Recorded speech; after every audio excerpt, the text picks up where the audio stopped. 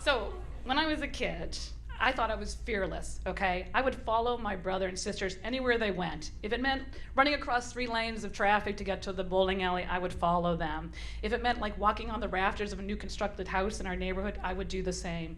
If it meant jumping into the ocean in a riptide, I would follow them in blindly. It's one of the perks of being the youngest, right? Because if you do things that are stupid, the oldest kid gets in trouble, right? Is there anybody here who's the oldest kid? Yep, you understand what I'm saying. Or the youngest who gets away with everything, right? So when we were young, we were super fortunate. We got to spend 2 weeks of our summer at the beach. And the beach that we went to was actually on Nantucket. Now, if you don't know, it's a small island off of the coast of Massachusetts. And it basically, when we went there as kids, it was just a pile of sand and some gray shingles. And now, truly, it is still just a pile of a pile of sand, but the shingles have gotten a hell of a lot more expensive there. But as kids, all we cared about was going to the beach, and we were in the water all the time. You couldn't get us out. And I wasn't really fearful of the water. I mean, I felt fearless as a kid.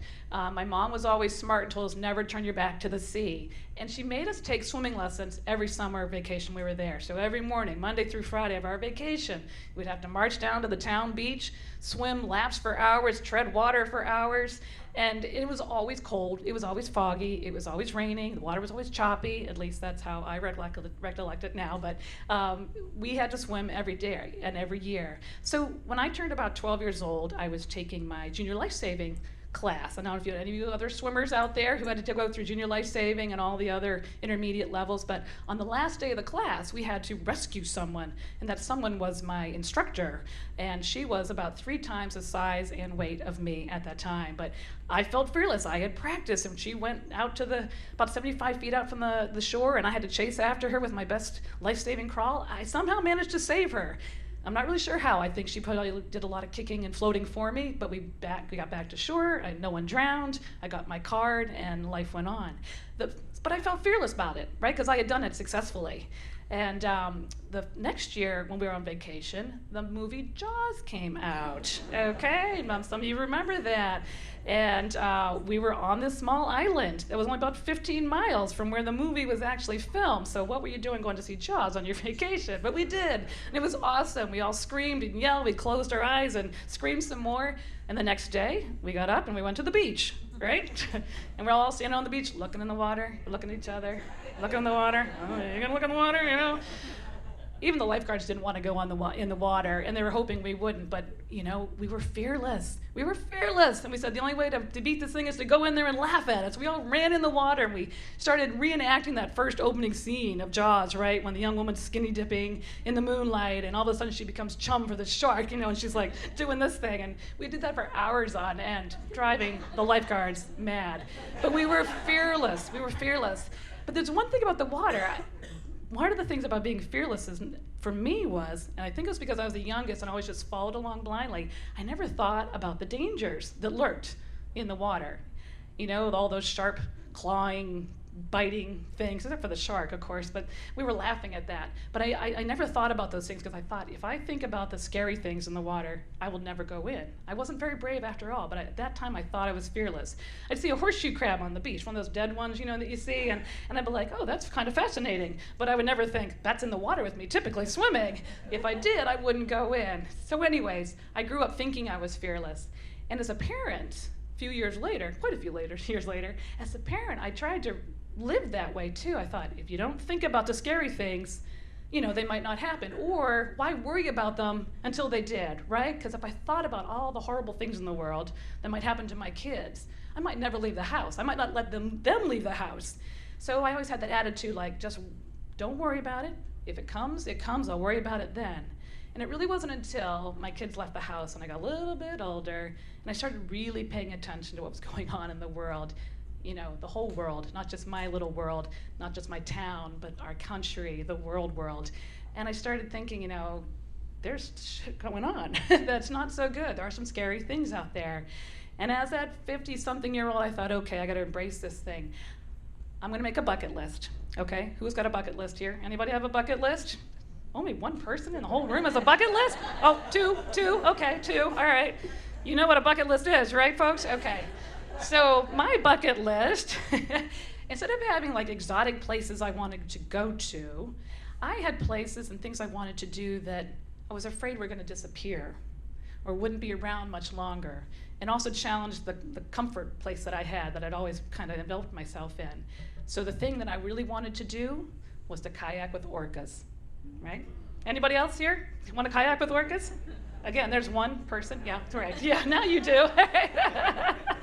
So anyways, my husband and I planned this great trip to the Pacific Northwest, all revolving around getting to the San Juan Islands to kayak with orcas in July. You have to go with July. The summer's the best time. That's when the orcas are the most, they're busiest. Busiest. I don't know if that's, orcas are busy, but when they're active, that's the word, active.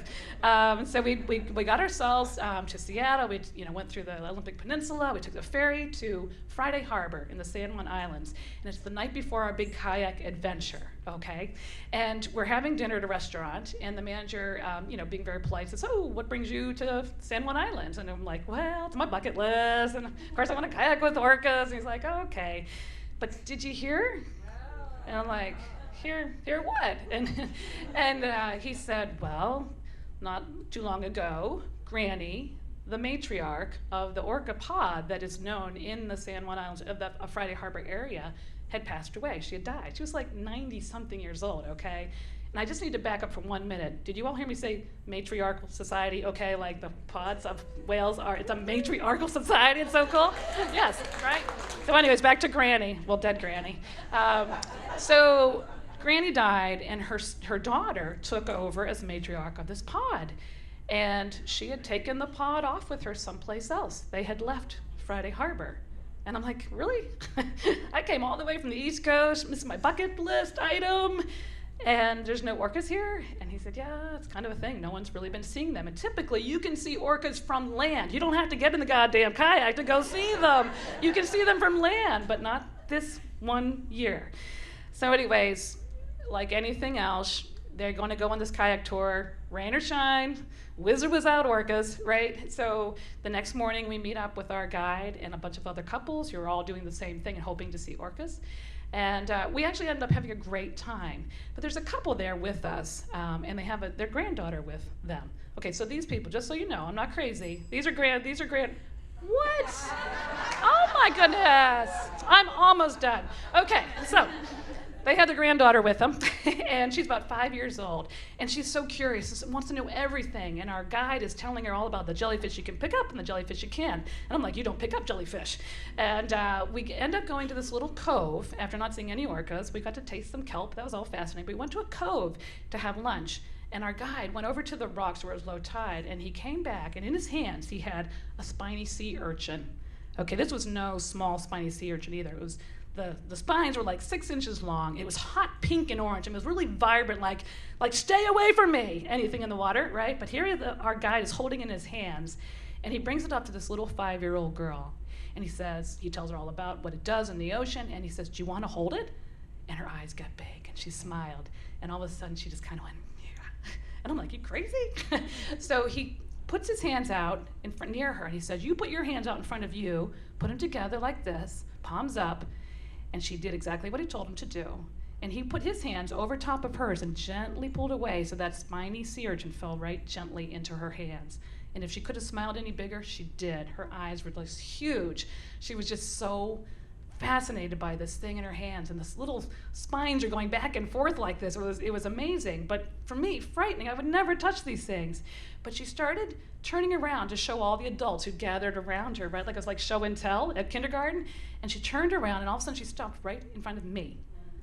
And I'm like, I'm willing to go out with orcas, but I do not want to hold that spiny thing, right? But she's looking at me, and she goes, do you want to hold it? And I'm like, what are you going to say? She was 5. So I said, yes, I have to. And she told me exactly what to do. She said, put your hands out in front of you, palms up together. And I did. She put her hands over top of mine, and she gently pulled her hands away, and that spiny, scary friggin' urchin fell into my hands so gently. And I don't know for sure, but to me, it felt like the human heart just throbbing in my hands. I could not believe this thing was in my hands and how it felt underneath with all that scary stuff going on up top. And I thought, there are a lot of scary things in the world. There's things we should pay attention to. They're biting, they're clawing, and they hurt us. But what we really need to pay attention to is those soft, tender, and vulnerable things underneath. So when I think about that little girl on that beach with that spiny sea urchin, I think about Greta Thunberg too, right? And I think about the Sunrise Movement, or these kids who are out there trying to save our planet. And I think about my local heroes here in Lancaster. I don't know if you know any of them, but Ash and Olivia and Hannah, and they're all fighting for our environment, for us. And so I say to all of them, be fierce. Don't be like me. Be fearless out there and help save our planet. Thank you. That was too long, but thank you.